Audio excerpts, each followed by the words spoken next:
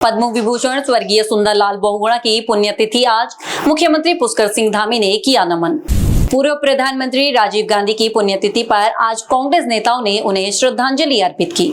चमोली में जंगल की आग बुझाते वक्त हुआ बड़ा हादसा, चट्टान से गिरकर फायर वॉचर की दर्दनाक मौत। उत्तराखंड में भीषण गर्मी का रेड अलर्ट जारी, अगले 48 घंटे चलेगी तेज लू।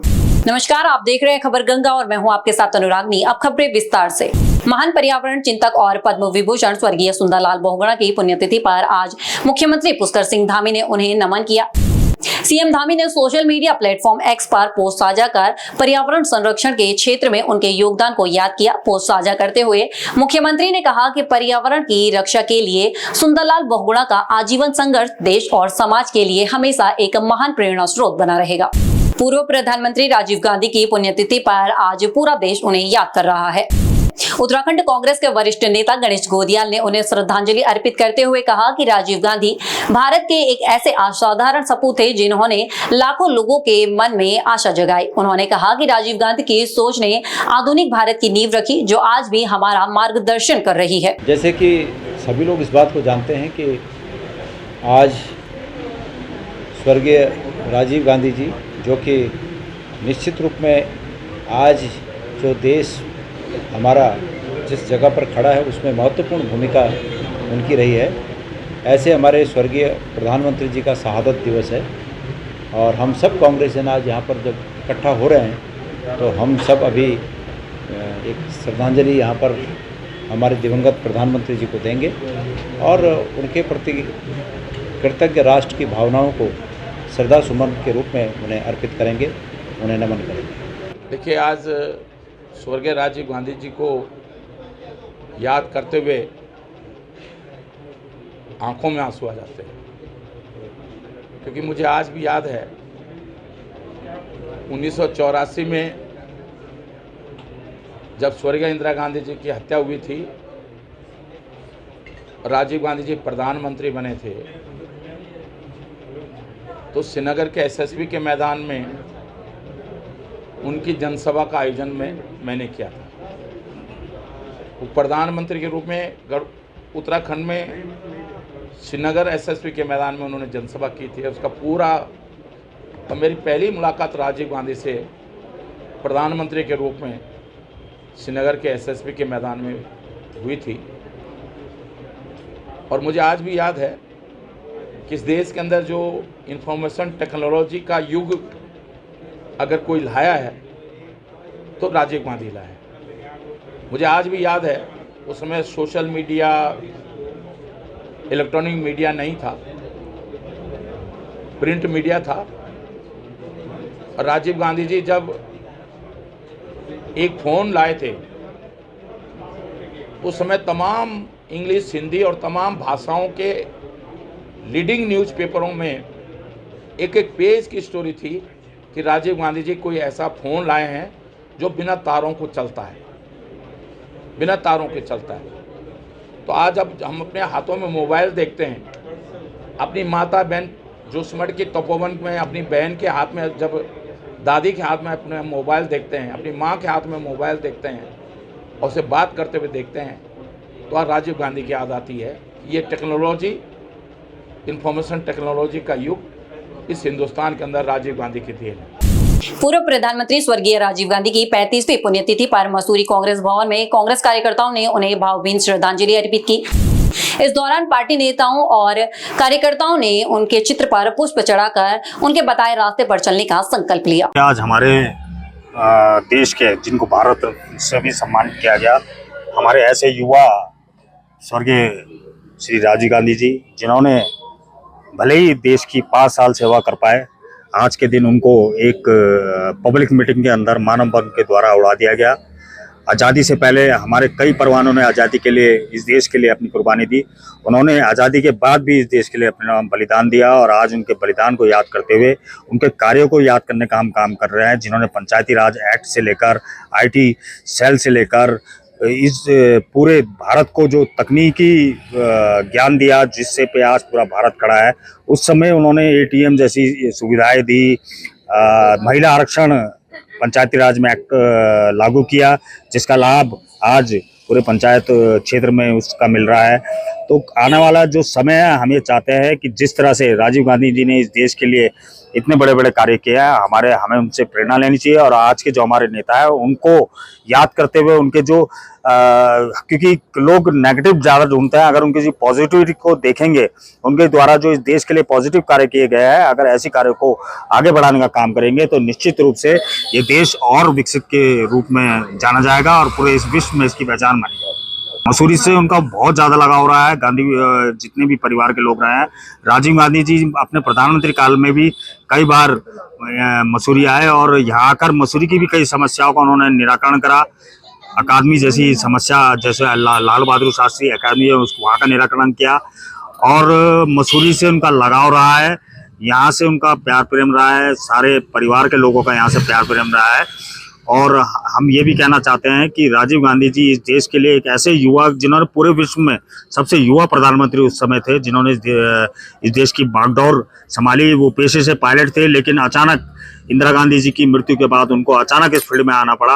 और जब वो इस फील्ड में आए तो एक अच्छी सोच के साथ उन्होंने कार्य करते हुए देश को विकास की ओर आगे बढ़ाया। अल्मोड़ा नगर निगम के खगमरा कोट वार्ड में मूलभूत सुविधाओं की बदहाली से स्थानीय लोगों में भारी गुस्सा है।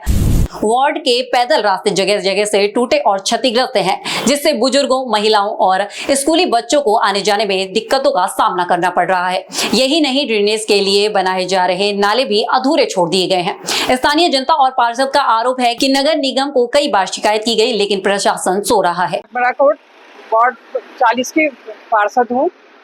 यहाँ बहुत सी समस्याएं हैं, जैसे रास्तों का हो गया, कूड़ा निस्तारण हो गया है और नालों का हो गया है, लाइटों का हो गया है। इधर इतनी समस्याएं हैं। लोगों का मेरे पे इतना विश्वास था कि ये बहुत सी आशाएं थी। उन्होंने भारी मतों से मुझे 2 बार विजयी बनाया है। अगर मैं उनके छोटे से छोटे, बड़े से बड़े कार्य पूर्ण नहीं कर पा रही हूँ। मैंने निगम में कितने बार तो 3-4 बार प्रस्ताव दे चुकी हूँ और जिला अधिकारी महोदय के पास भी गई थी, वहाँ भी प्रस्ताव दिया है। कभी यहाँ 1.5 साल होने को आया है, कभी यहाँ कोई सर्वे नहीं हुआ है। कितनी बार जाने के बाद भी कि आप एक बार विजिट कर लीजिए। रास्ते सारे टूटे हैं। इधर रामकृष्ण धाम से उधर बस्ती तक पूरा रास्ता क्षतिग्रस्त है। अगर वहाँ कोई भी दुर्घटना होती है, उसकी जिम्मेदारी कौन लेगा? और ये सांसद जी के घर के नीचे से पूरी नाली चौक है। हमारे इधर कूड़ादान जो है वो अभी भी, कल भी गई हूँ मैं, अभी कह के आई हूँ, लिख के भी दे दिया है मैंने वहाँ कितने बार। नहीं तो कोई सर्वे नहीं है, कोई नहीं है। पूरे शहर में तिरंगा लाइट लगी थी, हमारे यहाँ खगमरा कोर्ट को छोड़ दिया गया। अब मैं शासन प्रशासन से यही अनुरोध करती हूँ कि जल्दी से जल्दी यहाँ सर्वे करा के हमारे जल्दी से जल्दी रास्तों का, कूड़ों का और नालों का कार्य पूर्ण कराया जाए। रास्ते तो क्षतिग्रस्त हैं, कभी भी दुर्घटना हो सकती है। बुजुर्ग, महिलाएं, बच्चे, स्कूल के बच्चे जाते हैं। पूरा मालगांव यहाँ से बाजार को जाता है, सारे रास्ते टूटे पड़े, कूड़ेदान खराब है। नालियों की तो ऐसी हालत है कि पूरा बाजार का सामान, वो कचरा आ रहा है और नालियों की है चौक, नालियों की ऐसी हालत है। ऊपर का रास्ता है, उसमें ना रेलिंग है, ना सीसी है, बाइकें चलती हैं। कभी कोई बड़ी दुर्घटना होगी तो उसकी जिम्मेदारी कौन लेगा? मेन तो रास्ता है, कूड़ा है, कूड़ेदान का मेन समस्या है। कूड़ेदान की इतनी गंदगी है, जीना हराम हो रहा। सबसे पहले कूड़ादान एक तो टूट चुका है, पूरी तरह टूट चुका है, और रास्ता मेन है इधर का। सफाई नहीं है, सफाई कोई करता ही नहीं है, नगर निगम से कोई आता नहीं है। सब नाले सब बेकार पड़े, टूटे फूटे पड़े, रास्ता टूटा है। मेन तो रास्ता है ना, आने जाने की दिक्कत होती है। रेलिंग पूरी जाने वाली नीचे को, रास्ता पूरा जाने वाला है, आम रास्ता है वो, पर्सनल तो किसी का है नहीं वो। और क्या कहते हैं, मेन तो है कूड़े की समस्या। बस मैं यही कहना चाहता हूँ। उत्तराखंड के चमोली से इस वक्त की दर्दनाक खबर सामने आ रही है, जहां बद्रीनाथ वन प्रभाग के बिरही क्षेत्र में जंगल की आग बुझाने गए 43 वर्षीय फायर वॉचर राजेंद्र सिंह की चट्टान से गिरकर दर्दनाक मौत हो गई। इस हादसे के बाद परिजनों और ग्रामीणों को गुस्सा फूट पड़ा। नाराज लोगों ने वन विभाग के दफ्तर का घेराव कर मृतक के परिवार के लिए उचित मुआवजे और पत्नी को सरकारी नौकरी देने की मांग की है। उधम सिंह नगर के खटीमा में बिजली का मीटर लगाने को लेकर हुआ पारिवारिक विवाद में एक युवक की बेरहमी से हत्या कर दी गई। यहाँ चाचा के परिवार के साथ शुरू हुआ मामूली कहासुनी देखते देखते खूनी संघर्ष में बदल गई, जिसमें धारदार हथियार से विवेक कुमार नाम के युवक को मौत के घाट उतार दिया गया। बीच बचाव करने आई विवेक की मां पर भी जानलेवा हमला हुआ, जो इस वक्त वेंटिलेटर पर जिंदगी और मौत की जंग लड़ रही है। इस वारदात से गुस्साए वेंडर जोन एसोसिएशन ने तहसीलदार को ज्ञापन सौंपकर दोषियों को सख्त से सख्त सजा और मुख्यमंत्री राहत कोष से पीड़ित परिवार को आर्थिक मदद देने की मांग की है। मेरे भर को बेकसूर मार डाला, मैंने कैसे डंडे डंडे मारे, बेकसूर मार डाला मेरे देवर का, जान ले ली इन लोगों ने, मेरी सास मेरी बड़ी है। हमारी यूनियन तहसील परिसर का कोषाध्यक्ष विवेक कुमार, उसकी हत्या कर दी गई है। तो हमारी डिमांड ये है जो उसके कुछ लोग गिरफ्तार हुए हैं, कुछ गिरफ्तारी रह गई है, कड़ी से कड़ी कार्रवाई हो। और हमने तहसीलदार साहब से मिलकर डिमांड की है कि मृतक के परिवार को सीएम साहब से आर्थिक सहायता प्रदान की जाए। राइज नवीन इस्लाम वेंडर एसोसिएशन वाले आए और उनके द्वारा एक ज्ञापन दिया गया कि खटीमा तहसील के अंतर्गत उनके कोषाध्यक्ष हैं विवेक कुमार, जिसको कि उन्हीं के कोई रिश्तेदार हैं अगल बगल, उनके द्वारा मारपिटाई करेगी। मारपिटाई करने के बाद उनकी मृत्यु हो गई है। उनके द्वारा ये ज्ञापन दिया गया है कि उनकी आर्थिक स्थिति बहुत खराब है, कोई कमाने वाला नहीं है, लिहाजा माननीय मुख्यमंत्री राहत कोष से यदि कोई सहायता संभव हो तो सहायता दिलाया जाए और कड़े जो भी दोषी हैं उन्हें कड़ी सजा दी जाए। ये उनके द्वारा ज्ञापन दिया गया, इसे हम उचित माध्यम से माननीय मुख्यमंत्री जी तक भिजवाएंगे और जो भी कड़ी की कार्रवाई होनी चाहिए उसके लिए भी हम ये भी मांगेंगे। उत्तराखंड के हरिद्वार में 2 बाघों के शिकार से हड़कंप मच गया है। यहाँ श्यामपुर रेंज में एक नर और मादा बाघ के शव मिलने के बाद वन मंत्री सुबोध उनियाल खुद ग्राउंड जीरो पर पहुंचे। निश्चित रूप से बहुत जघन्य अपराध है और ये इसमें अभी जांच चली रही है। एक आदमी को गिरफ्तार किया गया है, दूसरे की भी शीघ्र गिरफ्तारी की संभावना है और इसमें जांच के बाद ही ये पता चल पाएगा कि किसी विभागीय कर्मचारी का भी इन्वॉल्वमेंट है या नहीं है।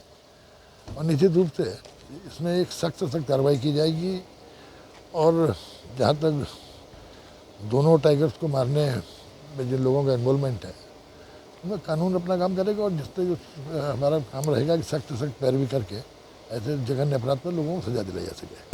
उत्तराखंड में मौसम विभाग ने अगले 48 घंटे के लिए हीट वेव का अलर्ट जारी किया है। देहरादून, हरिद्वार और उधम सिंह नगर समेत पहाड़ में भी तापमान तेजी से बढ़ रहा है। मैदानों में पारा 40 डिग्री और पहाड़ों में 30 डिग्री के पार पहुंच गया है। मौसम विभाग के मुताबिक अगले 2 दिनों में गर्मी और बढ़ेगी, जिसे देखते हुए सरकार अलर्ट मोड पर है। देखिए, उत्तर भारत में पिछले कुछ दिनों से तापमान में बढ़ोतरी जैसे देखने को मिली है। उत्तराखंड में भी ऐसे ही जो है तापमान में बढ़ोतरी देखने को मिल रही है, खासतौर से 15-16 मई के बाद से। और पिछले 24 घंटे में भी अगर हम देखें, मैदानी क्षेत्रों में कुछ स्थानों पे तापमान जो है 40 डिग्री के आसपास, जबकि पहाड़ी क्षेत्रों में कुछ स्थानों पे जो है तापमान 30 डिग्री के आसपास देखने को मिले हैं। और अगले 1-2 दिन में भी तापमान में जो है 1 से 2 डिग्री हम ऐसी संभावना बन रही है कि ऐसे बढ़ोतरी देखने को मिल सकती है। इन्हीं परिस्थितियों को ध्यान में रखते हुए हमने 48 घंटे के लिए हीट वेव का जो अलर्ट है वो जारी भी किया है। खासतौर से जहां हमारे जो जिले हैं, प्रभावित जिले हैं, हरिद्वार है, देहरादून है, उससे लगा हुआ उत्तरकाशी के कुछ क्षेत्र हैं, पौड़ी हो गया, और उधम सिंह नगर है और नैनीताल, और उससे लग गए कुछ और क्षेत्र भी हो सकते हैं जो गर्मी की चपेट में आ सकते हैं। इसके बाद अगले 1-2 दिन जो है उसके बाद 48 घंटे के बाद जैसे हम कह रहे हैं कि उसके बाद 1-2 दिन हमने इसमें तापमान में महत्वपूर्ण जो बढ़ोतरी देखने को नहीं मिल सकती है, ऐसी संभावना बन रही है।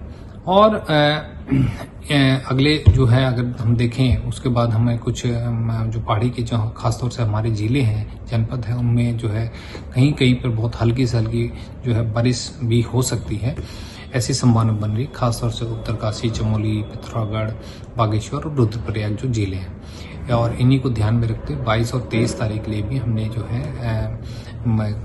येलो अलर्ट जारी करा है, जिसमें कि जो है कहीं कहीं पे जो है गर्जन के साथ आकाशीय बिजली गिरने की संभावनाएं और झोंकेदार हवाएं जो 40 से 50 किलोमीटर प्रति घंटा की हो सकती है, उसकी संभावनाएं बनी हुई है। तो ये येलो अलर्ट 22-23 तारीख के लिए भी इशू किया हुआ है। धन्यवाद। ऐसी खबरों के लिए बने रहे हमारे साथ। नमस्कार।